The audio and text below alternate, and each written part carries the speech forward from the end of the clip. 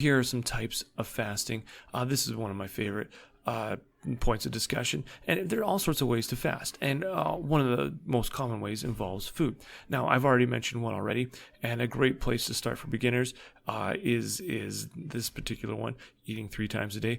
It's not easy. Most people think they can do it, but it's actually quite a challenge. And now there are some exceptions. And in general, it should be mentioned that, say, for instance, if you're diabetic or have a medical condition, then really you have to think of something else other than fasting or rather than food. But otherwise, most people can handle this one. It involves eating 3 times a day. Sounds easy. Again, some people might be yawning, but it's actually quite hard. Try it. You'll see why after about half a day. Second one involves abstaining from certain foods or avoiding certain foods.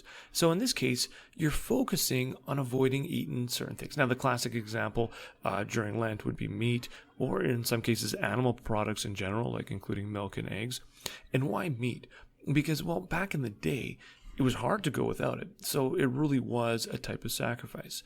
Now, you have to think of what types of food would be a sacrifice for you. Today, people often opt out of chocolate and anything really that's sweet during Lent, and you can combine 1 and 2. So you can eat 3 times a day and also avoid chocolate, desserts, and sweets, and so on. So you can combine these if you like. Now, there's a third type.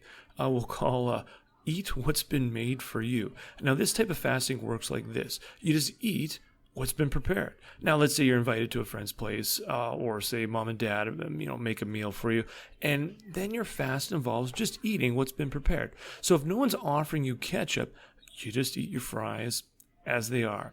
You don't like liver, but, well, hey, that's all that your friend made. Well, that becomes your meal. It's still a type of fasting because instead of putting all the extras on your burger or going into the pantry to get some salt or trading up that liver for something better, well, you just eat the food that's been prepared. Again, try it. Not always easy. There's another type of fasting. I call this the sneaky fast. This one can be combined with, any of the above. But here, how does this work, the sneaky fast? Well, say there's a meal that's in front of you, and it's, maybe it's been well prepared, and you really actually do enjoy. You can't complain at all about what's in front of you. So your friend made liver, but, well, hey, you'll love liver, especially with onions. So you can still fast in this situation. Now, how's that? Well, it's called the sneaky fast, and this is how it works. You look at the clock and say, okay, there's the clock. For the first 10 minutes, I won't drink anything. So you take a glance at the time and carry on the conversation, pay attention to others, and despite your thirst, you hang on for those 10 minutes before taking a sip of your drink. It's another type of denial and self-discipline, and also gets you engaged and more attentive to others who are with you. Now, there's a fifth type. It's called eat what's been offered to you. Now, it's actually very similar to point number 3, so eat what's offered to you. And there isn't that great of a difference, but this pertains mostly to desserts. So let's say you're fasting from a few things, including desserts, but your host offers you some dessert. All right, so you indulge your host and oblige, but here you only eat a small serving. So, for example, instead of going for, let's say, all of this, a brownie covered by a bowl of ice cream, which actually does look quite mouth-watering, instead of going for all that, you settle for a modest piece of brownie. Now, here comes a great question. Which one tastes better? Now, this can still be a type of fasting, but which one tastes better? Now, you see, food isn't like money. With money, you always want more. Why? Because theoretically, your bank account will hold an unlimited amount of money. Now, for example, I see these numbers appear in my bank account at the end of the month when I get paid, and then they disappear when all the bills come in. But I wouldn't actually complain if I had an excess of money each month. In fact, especially, if there's more rather than less, that'd be great. So yeah, for sure, I'd go for, 3 extra zeros in my bank account instead of just 1. But with food, it doesn't work that way. You can only eat a limited amount of food at a time. So unlike money, which theoretically could be unlimited, our stomachs are really limited. We can only stomach so much. So what that means is a small brownie can taste just as good. It can be just as rewarding, just as delectable as a mountain of ice cream. Again, maybe you don't believe me, try it. And if you are actually fasting, you'll see that even the smallest bit of dessert actually still tastes entirely delicious and can be just as rewarding.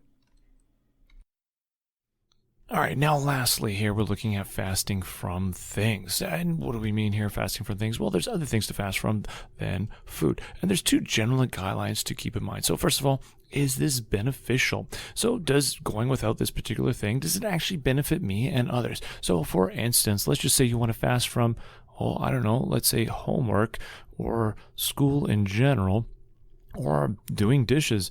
Well, okay, we can ask ourselves, is this actually beneficial both for myself now, for myself later, and myself in the long term? And not just myself, but for those around me now, those around me later, and those around me in the long term. So here, this is a very important question, a very pertinent question. Is this actually going to benefit others if I go without it?